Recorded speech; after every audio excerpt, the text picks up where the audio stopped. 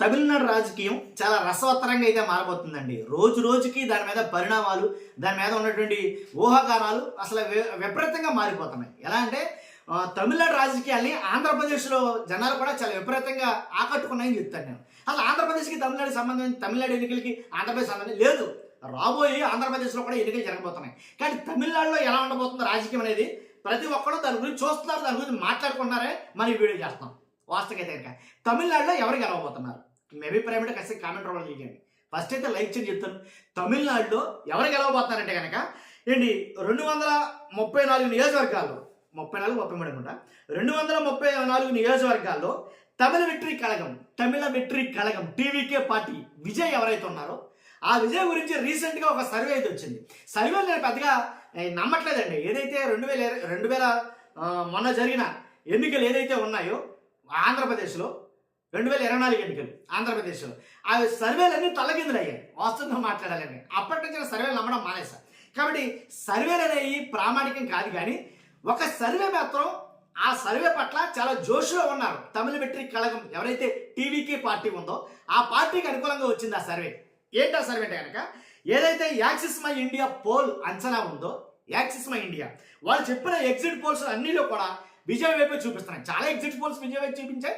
కానీ ఆయన వైపు చూపించిన ఈ యాక్సిస్ మై ఇండియా పోల్ చెప్పింది ఏంటంటే సుమారుగా 98 నుంచి 120 స్థానాలు విజయ్ చేజెక్కించుకుంటాడని మాట్లాడటమే జరిగింది. ఆ సర్వే చెప్తుంది 98 నుంచి 120 స్థానాలు. మామూలు విషయం కాదు. 120 అంటే నన్ను అఫ్కోర్స్ నన్ను అడిగాక కింగ్ మేకరే, తమిళనాడులో కింగ్ మేకర్గా మారబోతున్నాడు విజయ్ గారు అనేది చెప్పొచ్చు.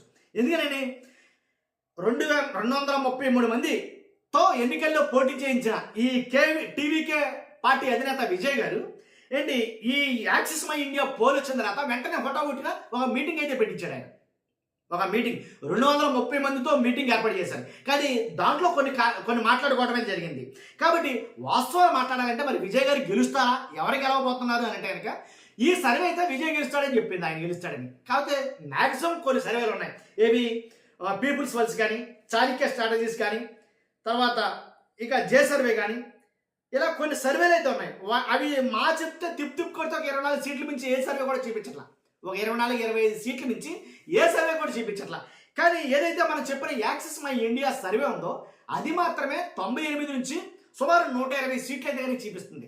నిజంగా అలా జరిగితే కనుక తమిళనాడుకి కింగ్ మేకర్ అయినట్టే, దాంట్లో ఎలాంటి డౌట్ లేదు.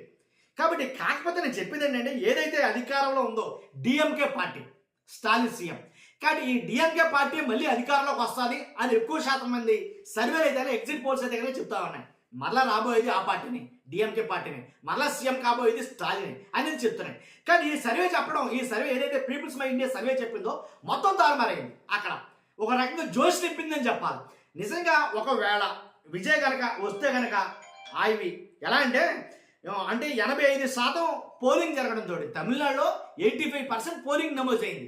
ఆ నమోదైనప్పుడు నేను ఎప్పుడు చెప్పా, గత ఏపీ ఎన్నికల్లో కూడా చెప్పా, అనూహ్యంగా పోలింగ్ పర్సంటేజ్ మారింది అని అంటే కనుక అక్కడ ఏదో జరగబోతుంది, ఖచ్చితంగా అధికారంలో ఉన్న పార్టీ తప్పుకుంటుంది, కొత్త పార్టీ ఏదో రాబోతుంది అనే సంకేతాలు ఖచ్చితంగా చెప్తారు ఎవరైనా సరే, అనలిస్టులు ఎవరైనా సరే అనే చెప్పా. కాబట్టి 100%, 85% ఏదైతే ఉందో ఇది పోలింగ్ పర్సంటేజ్ మారిందో అసలు రికార్డ్ పోలింగ్ అని చెప్తాను అయితే కనుక. కాబట్టి ఈసారి అక్కడ ఏదో మొత్తానికి మార్పులు అయితే జరగబోతున్నాయి. నిజంగా అంటే ఒకవేళ పొత్తుతోటి ఎవరైతే విజయ్ ఒకవేళ వస్తే కనుక పొత్తుతోటి వాళ్ళ ఏఐఏడిఎంకే పార్టీ ఇలాగ వీళ్ళతో ఏమైనా పొత్తు పెట్టుకుంటారా, మిగిలిన పార్టీలతోటి పొత్తు పెట్టుకుని అధికారం చేపడతారా అనే దాని మీద కూడా చాలా ఊహాగానాలు అయితే ఉన్నాయి.